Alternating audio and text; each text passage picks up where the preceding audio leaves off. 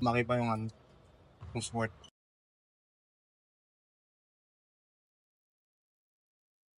Gaya sa akin, kaya lang. Wala namang masama mag-try. Masaya siya. Tapos, angas ka pagkatapos. Ano yun? Kung gusto mo maging cool kid, sali ka sa amin. Sali kayo sa judo club namin tuwing Saturday. Meron kaming class yan, libre kung interesado ka. Ati lang kayo dyan. Pabait naman yung mga tuturo dyan. Hindi naman sila nalalakit. Di mo malalaman yung gusto mo hanggat hindi na pa natitry lahat ng bago. So, sa mga gustong sumali, why not, try nyo lang. Kasi may benefits din naman siya eh. Like, when it comes to, kunyari, sabihin natin, may mga pwedeng masamang mangyari sa'yo. So, pwede mo siyang magamit to self-defense. So, may mga factors din na maganda rin talaga siya para sa tao. Tara na, sali na. Sa akin po, Sa akin po. Para nasalin. Yung maging Batman, dito na yun.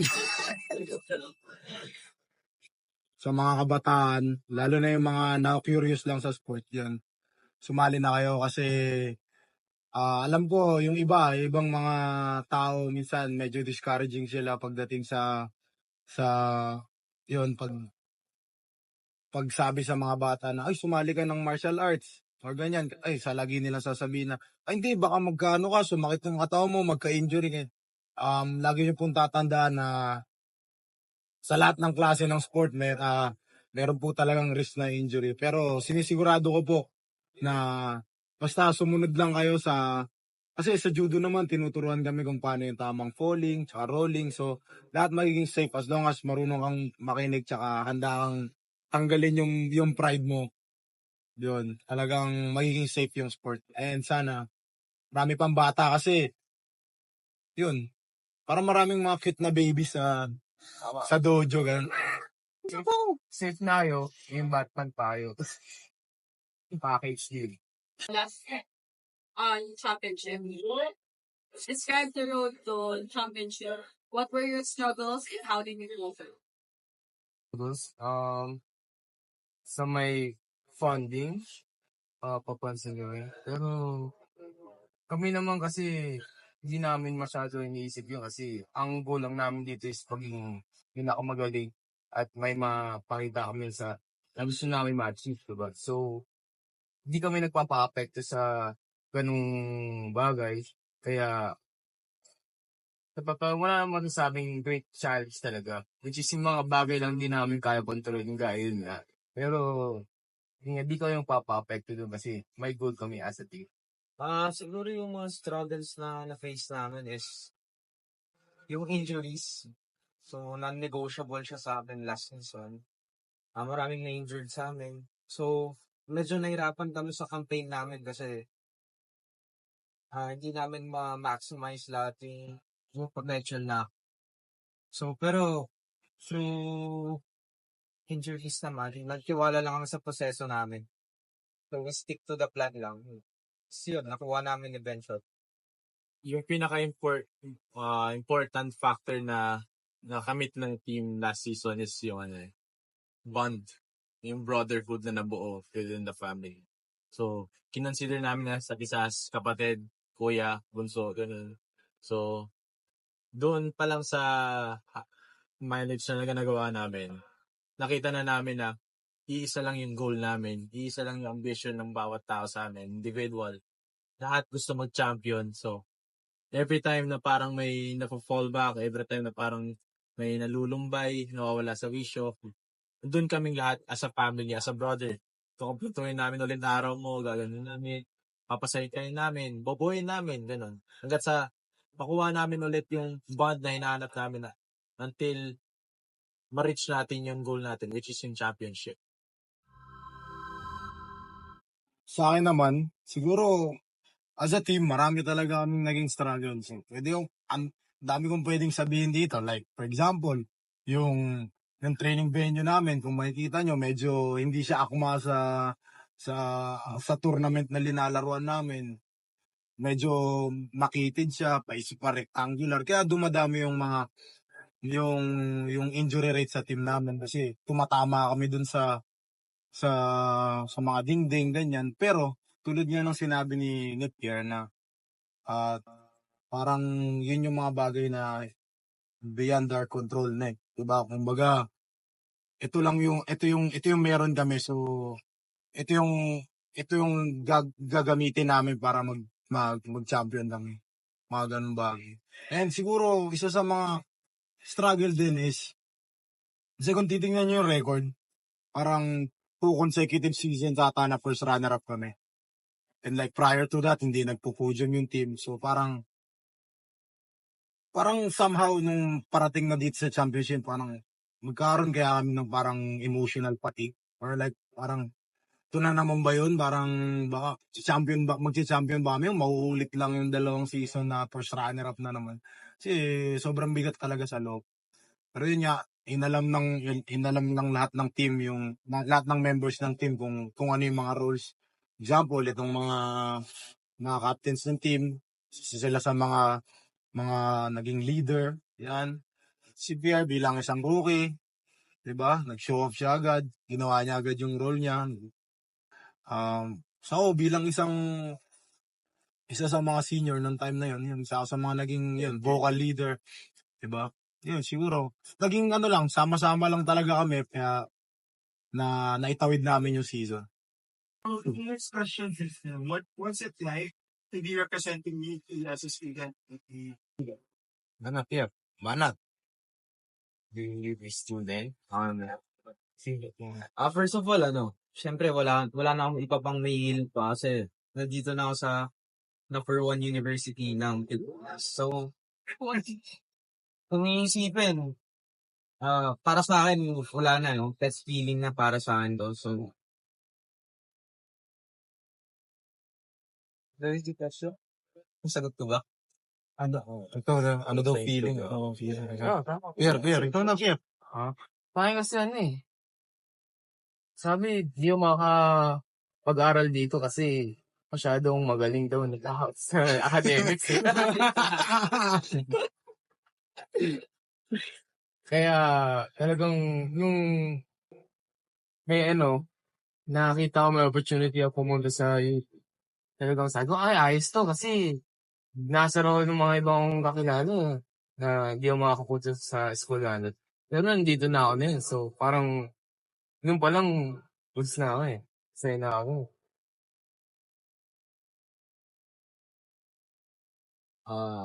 Para sa akin, masaya. Kasi isa siyang opportunity na hindi siya basta-basta nakuha.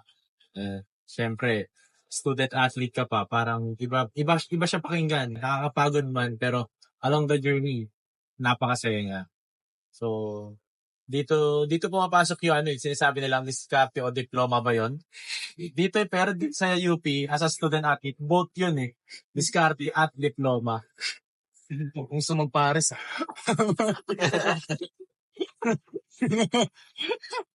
pares mo. Ako, yung feeling ko na isang UP student athlete. Siyempre, lahat naman ng student athlete dito sa UP sasabihin, hindi talaga madali. Diba? Yung pagbala. Kahit naman sa ibang university. Diba? Mahirap talaga. Pero, yun nga, dahil ang advantage naman nun, meron akong team, di ba? Kumbaga, pagka medyo nasa alanganin kang sitwasyon, lalo na pagdating sa academics, andyan sila para tumulong sa'yo. Yun yung pinaka-advantage bilang student-athlete. And, yun. Minsan kasi, kailangan ma-realize, ito, lagi kong sinasabi sa nila bilang isa sa mga senior na nila, parang, there's more to life bukod sa judo. So, kailangan galingan din nila sa pag-aaral nila. Kasi hindi naman kami habang buhay mag-judo or like yung ibang mga atleta na habang buhay maglalaro. Some point in time, dadating yung point na isasabit din namin yung mga judogi namin sa drawer tapos hindi na namin gagalawin, di ba? So, bilang nandito namin sa UP, why not na take namin yung yung opportunity na makapag-aral dahil nga sa kalidad ng education natin dito sa UP. And yung thoughts ko bilang isang UP student lang, siguro ang mapapayo ko bilang yun, graduate dito sa natin, university natin. Lagi akong tinatanong, like, lagi yung sinasabi na, ay, mahirap dyan, di ba? Or like, ganito, ganyan. Dalawang bagay lang talaga yung kailangan mo. Tulad ng binanggit ni Carl, yung isa, diskarte. Yung isa, kailangan matalino ka din. So, matalino tsaka madiskarte. Hindi pwedeng ano ka lang. Hindi pwedeng isa ka lang doon, matalino ka lang, tapos wala kang diskarte. Hindi. Hindi rin pwedeng madiskarte ka lang, tapos hindi ka matalino. Yun siguro. Kailangan meron ka. Kahit combination lang ng dalawang yun, magsusurvive ka dito. Kaya yung mga nangangarap na mag-aral dito, huwag kayong mawalan ng pag-asa. Gawin nyo lang kung ano yung kailangan nyo gawin. Kung gusto nyo makapasok dito, maraming paraan.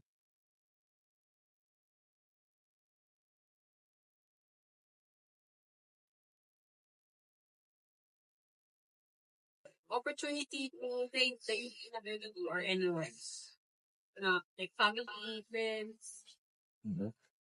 Walang on behalf ng UP Men's Judo Team, nagpapasalamat kami sa buong UP community. Simula sa mga magigiting na mga guard namin dito, sa mga naglilinis dito, pati sa mga pep squad na sumusuporta sa amin kapag nagpo-compete kami. Lahat, pati sa mga professor namin, pati sa mga mahal namin sa buhay, sa mga taong hindi nagsasawang maniwala at magtiwala. Maraming salamat sa inyo. Kasi kung di dahil sa inyo, hindi namin makakamit to. Kasi di lang naman kami yung bida sa istorya na to, sa istorya namin. Kayo din lahat, di ba? Kayo yung mga, kumbaga, dito sa setup namin ngayon, kayo yung mga nasa likod ng camera. Yan. At sa, UP Fighting Maroon Club, Yes. sa pagbigay sa amin ng opportunity para magkaroon kami ng exposure kasi limited lang talaga yung Okay, next. Peer, bata peer. Kayo. 87. Looking forward to this season. Siyempre, bigay ulit namin yung stress namin.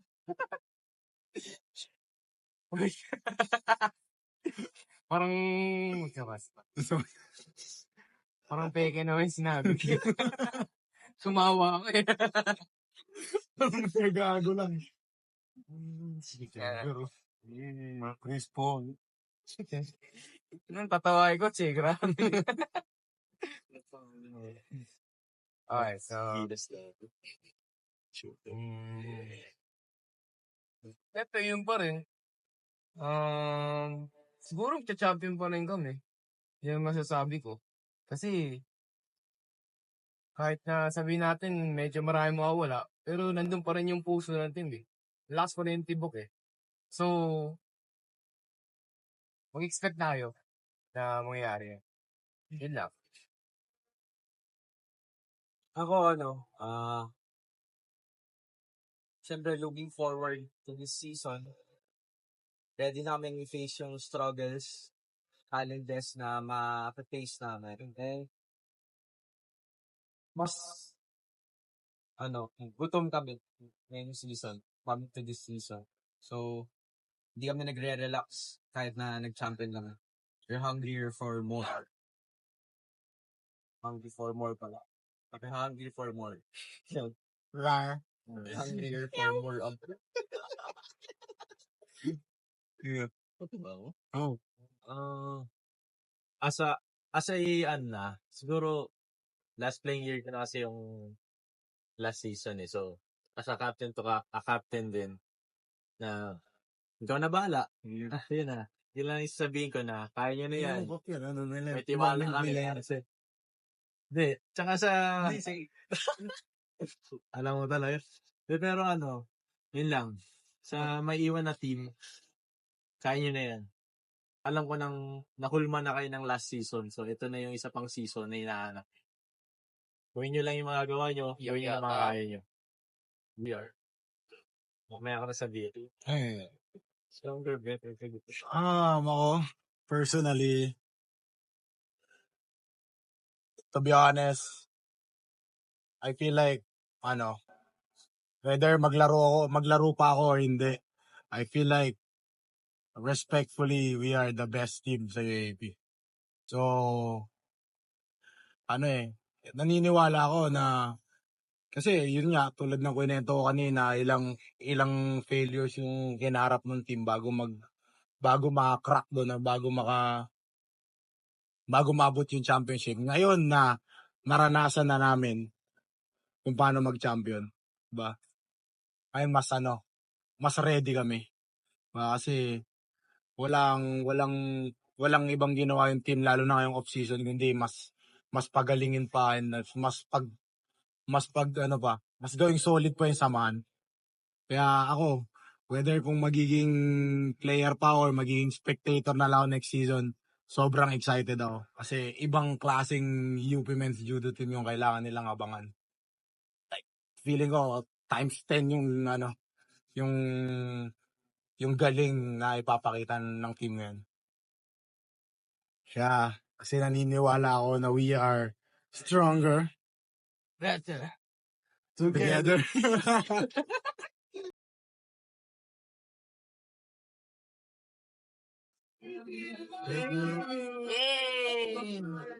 I could.